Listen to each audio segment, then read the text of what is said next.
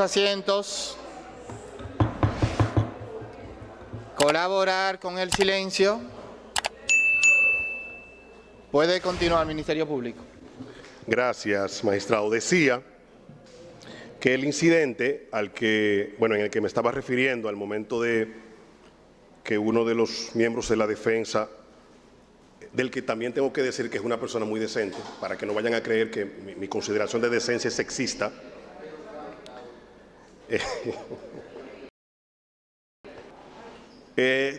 pedía el acercamiento al tribunal. Estábamos hablando del incidente sobre vulneración de derechos fundamentales por el nombre de la operación. Habíamos planteado el antecedente que existe en este Distrito Nacional del Cuarto Juzgado de la Instrucción, que ya rechazó un incidente de esta naturaleza, aún a sabiendas de que eso no obliga a este tribunal. Y hacíamos la pregunta de si la situación, el hecho de colocarle un nombre a una operación vulnera derechos fundamentales. Y decíamos que en este proceso hay 48 personas acusadas, no solamente Juan Alexis Medina Sánchez.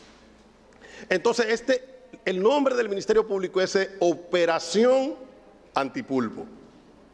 Operación. Tema número 1. 2. Si el tribunal recuerda, incluso la evidencia que presentaba la defensa a estos fines, nosotros hasta una foto tomamos, de las capturas, incluso de los medios digitales del Ministerio Público, decían palabras más, palabras menos, el Ministerio Público dice de Operación Antipulpo X. No hay forma de que ellos mostraran ahí que el Ministerio Público decía alias, por ejemplo, porque eso no ha sucedido ni en este proceso ni en ningún otro proceso. La lógica de la operación, que es la lógica de esta operación, es el conjunto de actividades. Mire que quizás no debería ser necesario tener que definir estas cosas, pero es el conjunto de actividades que despliega, en este caso, el Ministerio Público para procesar lo que nosotros entendemos y tenemos probado es una estructura de corrupción. Entonces, esa operación es la que desmonta esa estructura de operación. Incluso nosotros podríamos decir que esa operación se ejecutó hace casi 2 años. Y como consecuencia de esa operación, entonces tenemos este proceso. Por eso se le sigue llamando Operación Antipulpo. Esto incluso tiene una lógica, que es una lógica de uso común en países como Estados Unidos, sobre todo en el FBI, donde, como yo tampoco pude hacer la maestría en Washington, como Mirna, algunos también, dice ella que la pagó, yo le creo, algunos también hemos recibido formación en organismos de este nivel. Entonces, la razón de ser del nombre de las operaciones permite incluso que en los inicios de la investigación proteger la propia investigación. La razón de ser por la que se le ponen nombres a los casos es para no develar en el momento de la investigación a quiénes se está investigando y proteger la información que circula alrededor de la investigación. Entonces, esto en modo alguno se construye con el interés ni de afectar imagen, ni de afectar honor, ni en los hechos se constituye en eso, ni está referido exclusivamente a una persona. Eso es una constante en nuestros casos. Esta Operación Antipulpo, esta Operación 13, por la propia dinámica del caso, esta Operación Coral y Coral 5G y esta Operación Medusa. En todos los casos, la operación se refiere a todos los acusados del proceso, que son los que vienen al mismo como consecuencia de la realización de esa operación. Mire que, y eso no es la primera vez que lo decimos, pero quizás sí es la primera vez con este nivel de audiencia, el hecho de ponerle un nombre a una operación no es una creación nuestra, no es originario nuestro, ni en modo alguno nosotros pretendemos asumirlo. He dicho, lo hacía previamente el FBI, pero no solo el FBI. Naciones Unidas, en un documento que denominó Compendio de Casos de delincuencia organizada, recopilación comentada de casos y experiencias adquiridas. Esto es como un manual de buenas prácticas. Y fue publicado por UNODC, o sea, por la Oficina de las Naciones Unidas contra la Droga y el Delito.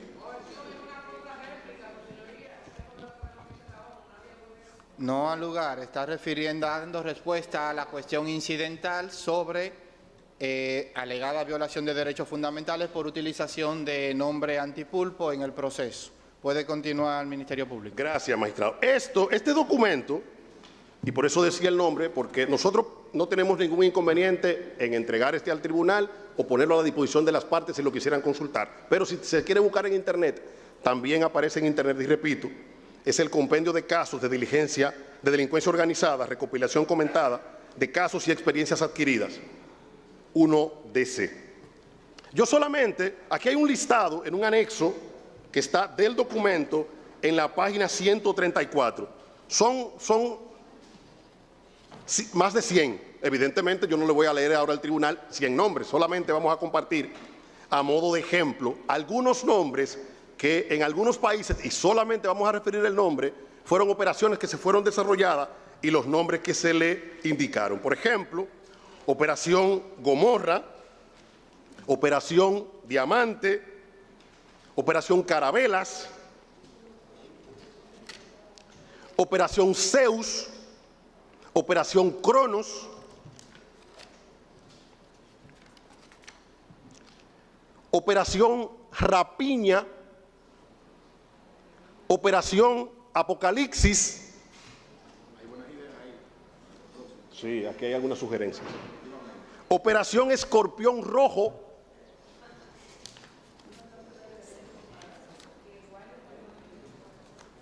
Y finalmente, Operación Trufas. Es importante porque una de las imputaciones que se nos han hecho a nosotros, esto está a disposición del tribunal o de las partes en la medida de que lo consideren necesario.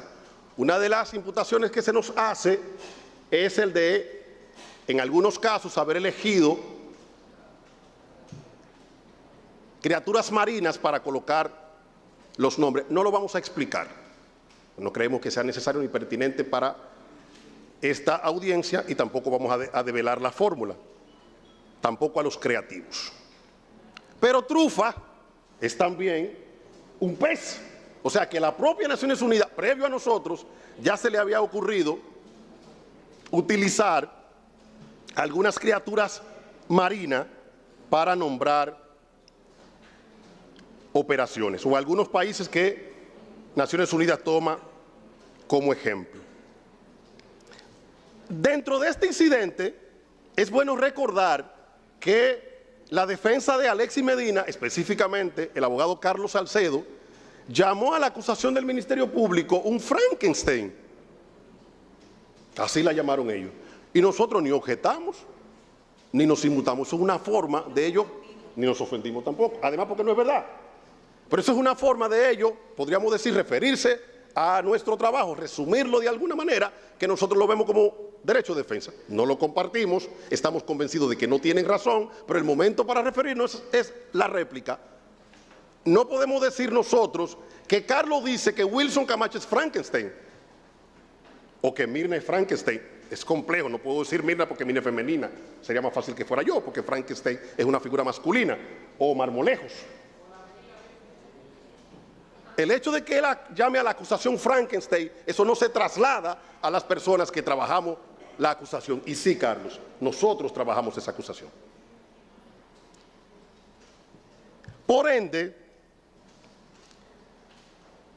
en términos concretos, no es posible afirmar que el Ministerio Público, con el nombre de Operación Antipulpo, vulnere derechos fundamentales. Y menos Juan Alexis Medina Sánchez atribuirse él que el nombre de la operación es solo para él, porque se lo atribuyó él. Eso no lo hizo el Ministerio Público. El Ministerio Público le llama Operación Antipulpo. Incluso se mostró aquí la portada de la acusación, que no acusa a una persona, acusa a 48. Por ende, ese nombre de Operación Antipulpo se refiere a todos y cada uno de los acusados en este proceso, y con eso cerramos la respuesta a ese incidente. El segundo incidente que presentó la doctora fue el de nulidad de la acusación por ocultamiento de pruebas. Eso ya lo respondimos, de hecho hemos hablado de eso en más de una ocasión. Seguimos entendiendo que esto es cosa juzgada, por lo que no le vamos a dedicar tiempo a ese tema más allá de las argumentaciones que sobre él dimos previamente. En este momento queremos incorporar nosotros una respuesta que se asemeja a lo que esta parte pretende, pero fue planteado por ellos y por otros. Y es lo relativo a la exclusión probatoria por impertinencia o por sobreabundancia. Manuel Miranda Estrampes, que en paz descanse y que en gloria esté, quien además tiene la ventaja de que es uno de los pocos profesionales que, viniendo a República Dominicana, le dio clase a jueces, le dio clase a defensa y le dio clase a fiscales. O sea, nos une a todos. Y es posible que de alguna manera todos, en consecuencia, le tengamos algún respeto. Con él sí pude conservar una amistad hasta el día de su muerte. Manuel Miranda Estrampes escribió muchas cosas, incluso sobre todo sobre reglas de exclusión probatoria. Dentro de las cosas que escribió un libro para el Ministerio Público, exactamente para la Escuela Nacional del Ministerio Público. Entre las cosas que establece Manuel Miranda Estrampes está el hecho de cuál es la herramienta utilizable, técnicamente hablando, para decidir si una prueba puede resultar impertinente o sobreabundante. ¿Cuál es la herramienta? La teoría del caso. No hay otra herramienta que exista, porque no puede ser medalaganario. No puede decir que es impertinente porque yo digo que es impertinente, o que es sobreabundante porque yo digo que es sobreabundante. Solo la teoría del caso permite tomar esa decisión. Y en consecuencia, descomponiendo la teoría del caso en sus proposiciones fácticas y asumiendo que no se puede llegar a la conclusión de que, por ejemplo, si el Ministerio Público ofreciera 2 evidencias, para poner un ejemplo arbitrario, para acreditar una proposición fáctica, una de las 2 es sobreabundante. No.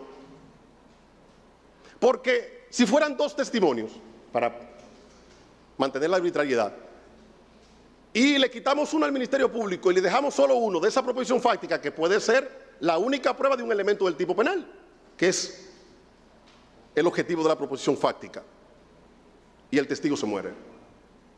No podemos volver atrás, no podemos decirle, mire, juez de la instrucción, de la etapa intermedia, como usted me quitó un testigo porque nada más eran 2 y uno de los 2 se murió, entonces yo quiero que usted me lo regrese. No es posible, por el principio de inmutabilidad del proceso. Aquí irá al juicio lo que este tribunal entienda que debe ir al juicio.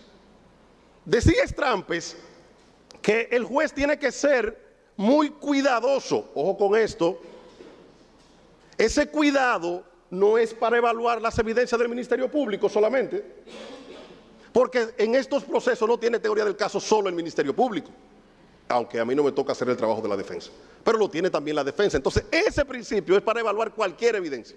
Tendría que ser conforme la teoría del caso, dicho de otra manera, conforme la estrategia de cada una de las partes para probar su teoría del caso. Entonces, a menos que fuera algo grosero, esto en palabras mías, no de Miranda Estrampes, la duda en materia de impertinencia o sobreabundancia debería favorecer a la teoría del caso, no importa de quién sea. Yo no estoy diciendo que hay dudas en este caso, magistrado. Yo estoy diciendo que si hubiera la decisión de un juzgador, cualquiera, debería ser permitir que ingrese la prueba y que el juez de juicio, en consecuencia, tenga la oportunidad de valorar esa prueba y tomar una decisión, y de esa manera el tribunal no termina vulnerando el 22 y afectando la teoría del caso de cualquiera de las partes. Para hacerlo en este caso en específico, la teoría del caso del Ministerio Público está en su acusación. Por ende, el instrumento idóneo para determinar esto es leer la acusación del Ministerio Público y ver si es verdad que el Ministerio Público ha presentado pruebas impertinentes o sobreabundantes, ni A ni B. Y sobre la sobreabundancia agregar que en República Dominicana, lamentablemente, hay que sobreprobar cuando se trata de hechos de corrupción. Nosotros tenemos toda la evidencia que nuestra teoría del caso necesita para probar cada una de las imputaciones que nosotros hemos presentado en este proceso. Pero aquí hay un poco de Freud también. ¿Por qué hay un poco de Freud? Porque si usted asume que una prueba ¿es impertinente para qué? ¿Es para ir al juicio? Ahí hay un poco de Freud. Entonces, esa parte incluso están admitiendo que el caso, aunque sea de manera indirecta, tiene la vocación suficiente como para ir al juicio. Con la sobreabundancia pasa exactamente lo mismo. Es como decirle, mire magistrado, mándelo a juicio, pero quítele esto por impertinente y sobreabundancia. Repito, y con eso cierro el incidente. Basta con revisar la acusación del Ministerio Público como para darse cuenta que no lleva razón la defensa, todas las que plantearon este incidente sobre ese particular. De las personas físicas solamente nos queda el último incidente que fue planteado por el abogado Carlos Salcedo sobre nulidad de la acusación por imprecisión de los cargos, el tema de formulación precisa de cargos. De esto también habíamos dicho algunas cosas, ideas a las que nos remitimos, pero hay particularidades que es necesario abordar en este tema. Uno, ¿usted sabe cuántos días le pidió Carlos Salcedo a usted para responder la acusación del Ministerio Público? 3 días, y quería más. Y nosotros estábamos de acuerdo con que le dieran el que necesitara. O sea, yo no estoy criticando que pidiera 3 días, ni que pidiera 4, ni que pidiera 5, el que él necesitara. Ahora, si una acusación no tiene formulación precisa de cargo, ¿debería requerir la menor cantidad de tiempo? Porque ¿de qué te vas a defender si no tiene formulación precisa de cargo? Lo que pasa es lo que le decíamos en el día de ayer, que aquí se presentan incidentes que son contradictorios en sí mismos. Y esa es una contradicción evidente. Esa es una salida a pescar, eso es a ver qué pasa. Pero no porque exista técnicamente en la realidad, y con un poco de Freud, también es fácilmente develar lo que se pretendía. Pero con este incidente también hay que tener cuidado con algo, magistrado, que habíamos dicho antes, y es que se presenta el incidente con una etiqueta, como el de falta de acción, y dentro del contenido se presentan otras cosas, porque como no lo pueden sostener en derecho. Celulares en silencio. De lo contrario, estaremos disponiendo que sean incautados hasta finalizar la audiencia.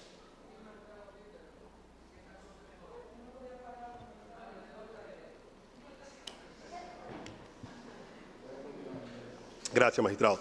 Decía, se colocan cuestiones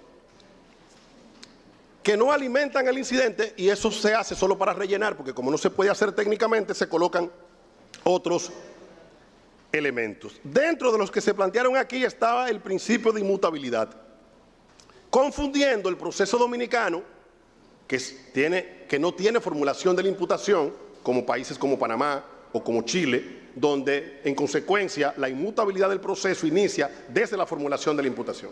En República Dominicana la calificación jurídica que se da en la medida de coerción es provisional hasta que se realiza la acusación. En consecuencia, el principio de inmutabilidad no rige sino hasta que se presenta la acusación. Por eso, magistrado, dentro de las cuestiones que les plantean como un problema de formulación precisa de cargo, es la inclusión de nuevos tipos penales, como si eso estuviera prohibido. Y eso no es un tema de formulación precisa de cargo. Esa es el proceso de subsunción entre los hechos que demostró el Ministerio Público con su prueba, adecuado a los tipos penales que dentro del derecho penal dominicano existen. Eso no es un tema de formulación precisa de cargo y no vulnera el derecho de defensa porque se le comunica con la acusación y repetimos, este tribunal dio todo el tiempo necesario como para que cada quien se defendiera. Pero el tema de variación de la calificación en República Dominicana es tan interesante que no solamente se puede variar entre la medida de coerción y la acusación, sino que la puede variar usted. Ya habló de eso ayer, puede continuar. Gracias, magistrado. Solamente me faltaba un solo tema de ese, y es el 321 que no lo mencioné ayer. Pero solo eso, magistrado. Sí. Entonces yo confío en que usted haya interpretado que el 321 21 permite incluso en el juicio variar la calificación jurídica. ¿Qué nos queda de este tema? Algo que Carlos llamó principio de congruencia, pero eso se resuelve con el mismo tema de la inmutabilidad. O sea, su confusión en cuando inicia el principio de inmutabilidad del proceso resuelve lo que él llama principio de congruencia, porque él pareciera entender que la misma calificación jurídica debe permanecer en el tiempo. Y eso ya lo hemos respondido. Nos queda, magistrado, solamente el tema de las empresas. Con las empresas hay cuestiones que son similares a las personas físicas. Por ende, este es un tema que haremos muy rápidamente. Algunas cosas solo las enunciaremos. Ellos plantean el tema del soborno en la compra pública como una infracción administrativa. Este es un insulto a la inteligencia. Que las empresas no han sido acusadas de estafa, o sea, deduciendo que a las empresas no ser acusadas de estafa, no pueden incurrir en el delito de lavado de activos. Como si las empresas no hubiesen sido vehículos societarios utilizados para lavar dinero proveniente de actos de corrupción, que son los delitos precedentes a los que hemos hecho referencia. Igual, en la defensa de las empresas se establece que la sobrevaluación, que es una modalidad de corrupción, la sobrevaluación es una modalidad de corrupción y la menor calidad también es una modalidad de corrupción. O sea, se contrata con el Estado una calidad, se sirve una calidad menor y eso también es una modalidad de corrupción que se llama menor calidad. Pero ellos pretenden llamar a esto eufemísticamente, permítame leerlo, asignación de precios al riesgo. No, eso se llama corrupción. Finalmente, la defensa de las empresas vuelve sobre el tema de las auditorías y el prerequisito de la autorización congresual. Ese es un tema que habíamos referido previamente, por lo que con esto, magistrado, terminamos la respuesta a los incidentes y pasamos al segundo punto de nuestra réplica, que tiene que ver con la defensa del fondo.